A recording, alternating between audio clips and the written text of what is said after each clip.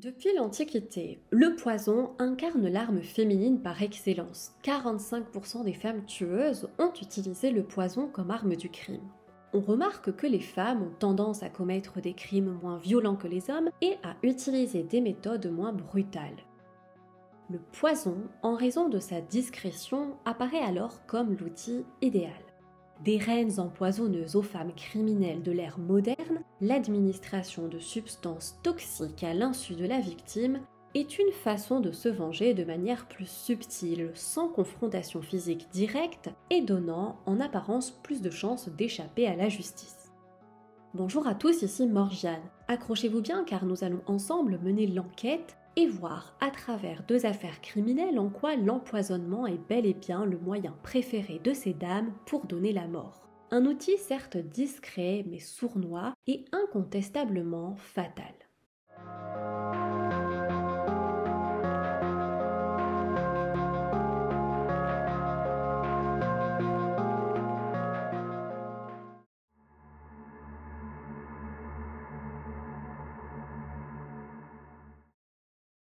La première affaire est celle de Stacey Daniel, une jeune femme de New York qui épouse à l'âge de 17 ans Michael Wallace. Ensemble, le couple a deux filles, Ashley née en 1988 et Brie qui naît 3 ans plus tard.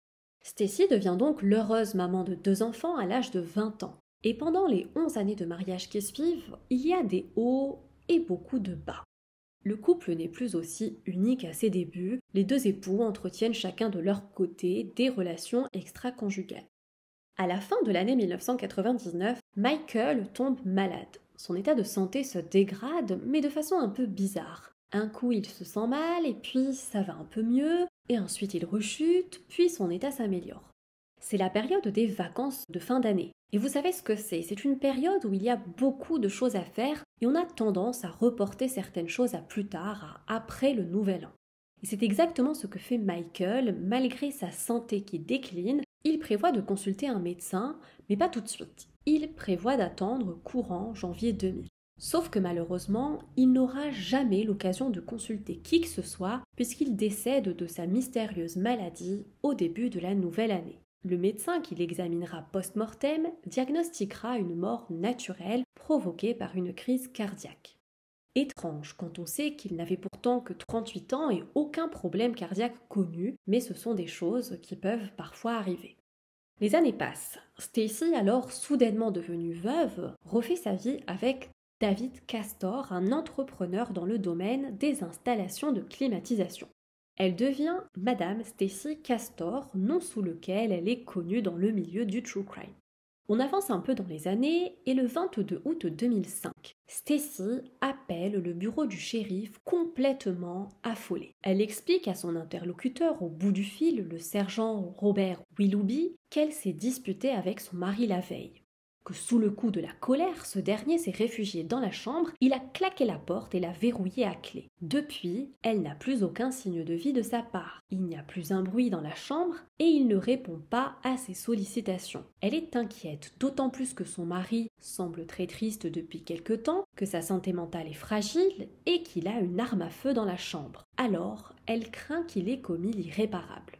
Le sergent Willoughby la prend au sérieux. Il se rend au domicile des Castor. Il enfonce la porte de la chambre et découvre David. Il est mort. À côté de lui, il y a un verre à moitié rempli d'un liquide verdâtre et un gros bidon du même produit sous son lit. Des prélèvements sont faits sur les lieux du décès, le corps de David est autopsié et le médecin légiste conclut que le défunt s'est lui-même ôté la vie en ingurgitant de l'antigel, un liquide hautement toxique. Mais alors, qu'est-ce que l'antigel et comment agit-il sur le corps humain ? D'après le Larousse, c'est une substance dont l'adjonction à un liquide abaisse notablement le point de congélation. Pour faire simple, au quotidien, c'est un produit qu'on utilise pour nos voitures, puisqu'on trouve de l'antigel dans le liquide lave-glace et le liquide de refroidissement. Ce produit est très utile en période de grand froid puisqu'il évite au liquide de geler. Et il tient son efficacité de la présence d'éthylène glycol dans sa composition. Et c'est l'éthylène glycol qui le rend justement toxique en cas d'ingestion, toxique pour les animaux et pour les êtres humains. Si une personne consomme de l'antigel, elle se retrouve alors prise de nausées, d'une sensation d'ébriété, de vomissement et de terribles crampes abdominales. Dans les cas les plus graves, l'individu peut déclarer une insuffisance rénale, des troubles cardiaques, voire même tomber dans le coma ou décéder. Les antidotes à l'éthylène glycol sont l'éthanol et le 4-méthylpyrazole couplé à de la vitamine B1 et B6. Il faut savoir que l'intoxication à l'antigel est particulièrement sournoise, car c'est un liquide qui est sucré, qui a plutôt bon goût, ce qui rend les accidents ou les empoisonnements volontaires beaucoup plus faciles, parce que la victime ne se rend pas compte qu'elle est en train de boire une substance étrange. Revenons maintenant à Stacy. Elle se retrouve veuve par 2 fois. Le sort s'acharne contre elle. Elle est désespérée par la mort de David qui s'est ôté la vie. En tout cas, c'est ce que pensent les policiers au début. Mais lorsque les résultats des analyses des prélèvements faits dans la chambre leur parviennent, tout change. Le laboratoire d'analyse a retrouvé uniquement les empreintes digitales de Stacy sur le verre qui contenait l'antigel. Il n'y a aucune empreinte de David. Bizarre si on part du principe que c'est David qui s'est auto-administré le poison. Et dites-vous que l'entourage de David ne croit pas non plus qu'il se soit lui-même ôté la vie, surtout son ex-femme Janice, qui elle accuse ouvertement Stacy du meurtre.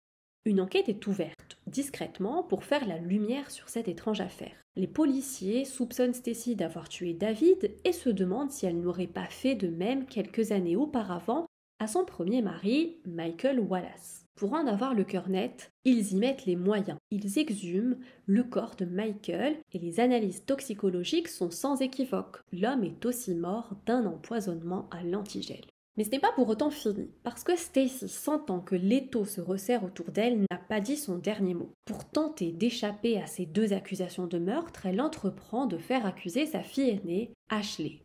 Sympa la maman. Pour cela, elle invite innocemment sa fille Ashley à venir manger à la maison. Ashley, qui vit en résidence universitaire depuis le début de ses études, est heureuse de passer un moment sympa avec sa mère. Alors elle accepte. Elle l'invite une 2e fois, où elle lui fait boire une boisson alcoolisée faite maison, dont elle trouve le goût étrange. Un peu plus tard ce jour-là, la petite sœur d'Ashley, Brie, retrouve sa grande sœur inanimée dans le lit. La jeune femme ne semble pas aller bien. Le 911 est appelé. Quand les secours arrivent, la mère s'empresse de montrer aux agents une note écrite à côté du lit d'Ashley. Cette lettre d'adieu, rédigée à l'ordinateur, contiendrait des aveux écrits d'Ashley, selon lesquels elle avouerait être responsable du décès de son propre père et de son beau-père. Ashley reçoit les soins nécessaires. Elle, qui s'est retrouvée entre la vie et la mort, va désormais beaucoup mieux. Interrogée par les enquêteurs, elle déclare avoir bu une boisson préparée par sa mère avant de perdre connaissance et elle affirme n'avoir jamais écrit de lettre d'adieu et ni catégoriquement avoir tué Michael et David.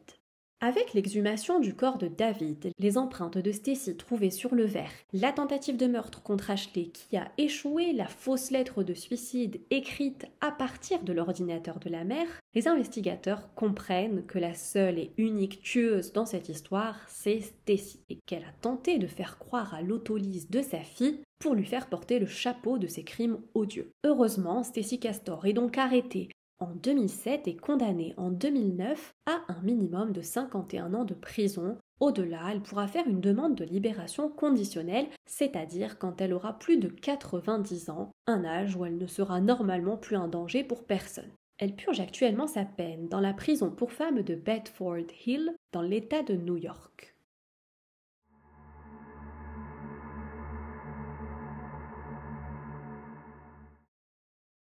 Les poisons, comme vous l'avez vu précédemment, peuvent être des produits d'usage quotidien dont l'utilisation est détournée à des fins criminelles. Dans l'affaire que nous allons voir maintenant, l'arme fatale est une jolie plante qu'on peut trouver dans les jardins ou au détour d'une promenade dans un parc. Nous sommes en septembre 2000 dans un quartier de Montebello, une charmante ville du comté de Los Angeles en Californie. Angelina Rodriguez prend le téléphone et se hâte d'appeler le 911. Son mari Frank a fait un malaise suite à ce qui pourrait être une intoxication alimentaire. Quand l'ambulance arrive, c'est malheureusement trop tard. Frank a perdu la vie.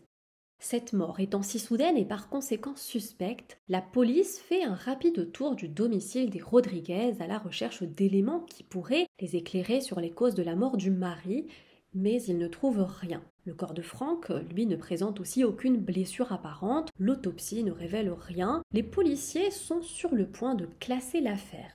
Mais Angelina leur fait d'étranges révélations. Elle leur dit que son défunt mari, qui travaillait à la Angel Gate Academy, un genre de camp d'éducation pour jeunes en difficulté, avait un collègue qui lui voulait du mal, un certain Chad Holloway. Elle ajoute que dans ces camps, il se passe des choses bien louches, des affaires de trafic humain et peut-être d'abus sur mineurs.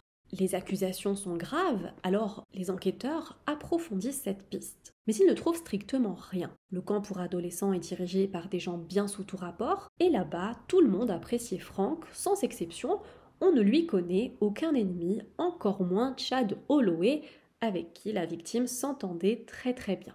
Mais alors pourquoi Angelina a raconté de tels mensonges aux enquêteurs? Serait-ce pour détourner leur attention? On ne sait pas, mais en tout cas, cette tentative de détourner leur attention a finalement l'effet inverse, celui d'attirer tous les regards vers la veuve. Les officiers s'intéressent de plus près au passé du couple. Angelina et José Francisco, surnommés Frank, se rencontrent alors qu'ils servent tous les deux leur pays au sein de la marine.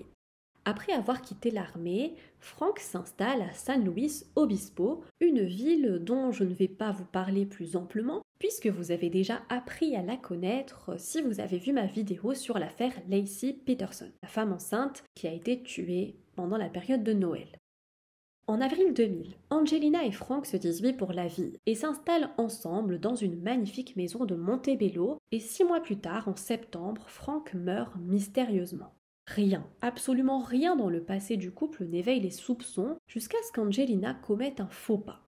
Lors des funérailles, elle suggère à Carmen, la sœur de Frank, qu'il aurait pu être empoisonné au laurier rose. Carmen s'empresse de mémoriser cette information qu'elle rapporte aux enquêteurs. Le laurier rose est un arbuste qui présente de jolies fleurs, roses comme son nom l'indique, mais qui est toxique s'il est ingéré puisqu'il contient de l'oléadrine, un puissant digitalique qui perturbe l'activité du cœur et qui est capable de provoquer une grave insuffisance cardiaque. Le traitement de l'intoxication au laurier rose consiste à administrer des stabilisants de la fonction cardiaque comme des antiarythmiques. La victime doit aussi absorber du charbon actif pour limiter l'absorption des toxines par le corps. En cas de contact avec la peau, le laurier rose peut aussi provoquer de graves brûlures. On en revient donc à la révélation de Carmen faite aux enquêteurs. Rapidement, le médecin légiste lance alors des analyses pour chercher des traces de laurier rose dans le sang du défunt. Et il en trouve en très grande quantité, mais pas suffisamment pour provoquer la mort. Mais l'enquête est visiblement sur la bonne voie. Les agents se souviennent qu'effectivement, dans le jardin des Rodriguez, il y a bien des lauriers roses de la voisine qui débordent du côté de la maison des Rodriguez. Donc, il aurait été facile pour l'épouse d'en cueillir pour en mettre ensuite dans une boisson ou de la nourriture. Durant l'enquête de voisinage, la voisine qui possède ces fameux lauriers roses déclare qu'Angelina et elle avaient pour habitude de plaisanter en disant qu'elles allaient empoisonner leur mari avec du laurier et de l'antigel. Mais attendez, de l'antigel comme dans la première affaire de la vidéo? Une nouvelle analyse toxicologique est lancée à la recherche d'antigel dans le sang de Frank. Et bingo, il y en a aussi, et pas qu'un peu. Pour finir, un témoin clé se présente aux enquêteurs. Palmira Gorham, une bonne amie d'Angelina. Cette dernière raconte qu'elle venait souvent lui rendre visite pour papoter et se confier à elle sur son mariage. Selon elle, Angelina se plaignait tout le temps de Frank. Quand Palmira lui aurait dit qu'elle n'avait qu'à divorcer si elle n'était pas satisfaite, elle lui aurait répondu qu'elle ferait plutôt mieux de le tuer puisqu'il a une assurance vie. Et elle aurait ensuite enchaîné sur l'histoire d'une femme qui aurait assassiné son mari en lui faisant boire du thé à base de laurier rose. Sur le moment, Palmira a pensé à une blague de la part de son amie, mais maintenant que Frank est mort, elle se dit qu'Angelina était peut-être on ne peut plus sérieuse en tenant ses propos. Palmira dit aussi que quelque temps après cette discussion, elle a téléphoné à Angelina qui était dans sa cuisine. Il y avait en arrière-fond le bruit du blender qui était allumé. Elle lui a demandé ce qu'elle préparait et Angelina lui aurait affirmé qu'elle était en train de faire un milkshake spécial Frank, une petite préparation maison qu'elle adore faire à son mari quand il est malade. Palmira, étonnée, lui a alors demandé si le pauvre Frank était malade et elle lui a répondu dans un air un peu mystérieux « Pas encore ». Nul doute qu'il ne devait pas y avoir que du lait et des fruits dans ce milkshake. Ça vous rappellera d'ailleurs peut-être l'affaire du milkshake empoisonné de Robert Kissel que j'ai traité sur la chaîne il y a quelques mois. En tout cas, tout désigne Angelina dans cette affaire. S'il y avait peut-être encore un tout petit doute sur sa culpabilité, les officiers finissent par être convaincus qu'elle est coupable quand ils voient qu'elle s'empresse de faire toutes les démarches nécessaires pour toucher l'assurance vie de 250 000 $ souscrite par son mari. À peine son époux refroidi, elle court toucher le pactole. Pas le comportement qu'on attendrait d'une femme qui aimait vraiment son homme. En février 2001, Angelina Rodriguez est arrêtée pour l'assassinat de Frank. On apprendra par la suite qu'elle n'aurait pas été à son coup d'essai. Quelques années plus tôt, lors de son premier mariage, elle a eu un bébé, la petite Alicia, décédée à 13 mois en 1993 après s'être étouffée avec l'embout en silicone de son biberon. À l'époque, le couple avait poursuivi en justice le fabricant de la tétine et ils ont touché plus de 700 000 $ de dommages et intérêts. Mais avec le recul, quand on apprend son appétit pour l'argent et quand on apprend aussi qu'elle avait souscrit à une assurance vie de 50 000 $ sur son bébé, à l'insu de son mari de l'époque, et qu'elle en était la seule bénéficiaire, il y a de quoi se poser de sérieuses questions. On apprend aussi que quelques mois avant le décès de Frank, elle avait déjà tenté de l'éliminer en ouvrant la bonbonne de gaz stockée dans le garage dans le but qu'il s'asphyxie ou qu'il se brûle si jamais il avait la malheureuse idée d'allumer une bougie ou un briquet. Bref, une femme déterminée mais pas pour faire le bien autour d'elle.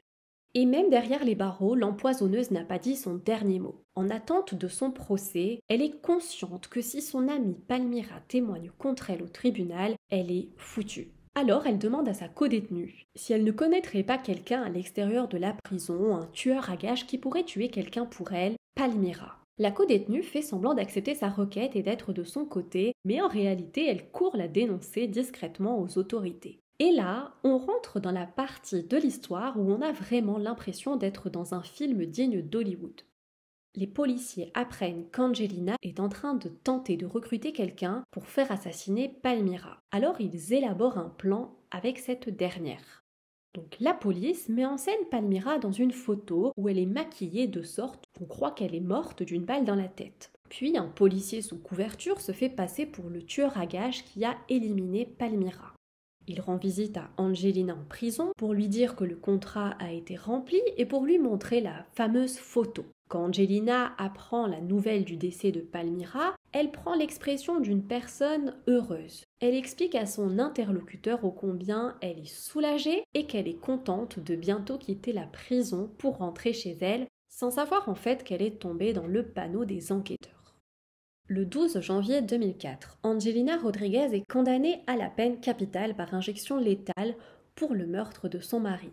Malgré toutes les preuves contre elle, exposées au cours du procès, elle nie toujours toute implication dans les faits qui lui sont reprochés. Elle fait appel en 2020 et se fait de nouveau condamnée à mort. En 2024, elle est de nouveau jugée et déclarée coupable, mais cette fois-ci, sa condamnation à mort est transformée en peine de prison à perpétuité, allez comprendre.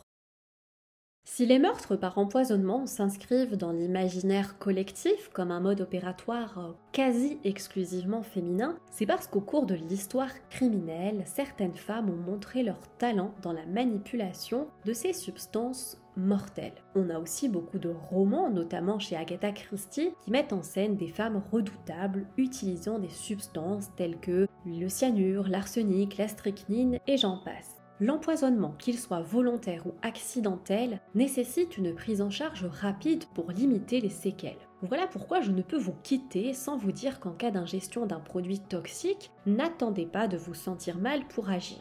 Il faut vite appeler le centre anti-poison. Chaque région a un numéro différent. Je trouve ça dommage d'ailleurs qu'il n'y ait pas un numéro unique, ce serait plus facile à mémoriser, mais bon. Quoi qu'il en soit, je vous affiche à l'écran les différents numéros que vous pouvez aussi retrouver sur le site internet centre-antipoison.net. Voilà, c'en est fini pour les deux affaires du jour. J'espère que vous avez apprécié les écouter. Je vous invite à me laisser un pouce en l'air, à vous abonner si ce n'est pas déjà fait. Nous, on se retrouve samedi prochain 17h pour la partie 2 de la vidéo dans laquelle je vous parlerai d'affaires un peu plus anciennes d'empoisonnement par des femmes. Quoi qu'il arrive, restez toujours sur vos gardes et ne laissez pas de substances toxiques à la portée d'enfants ou d'animaux et faites attention à ce que vous mangez. À bientôt.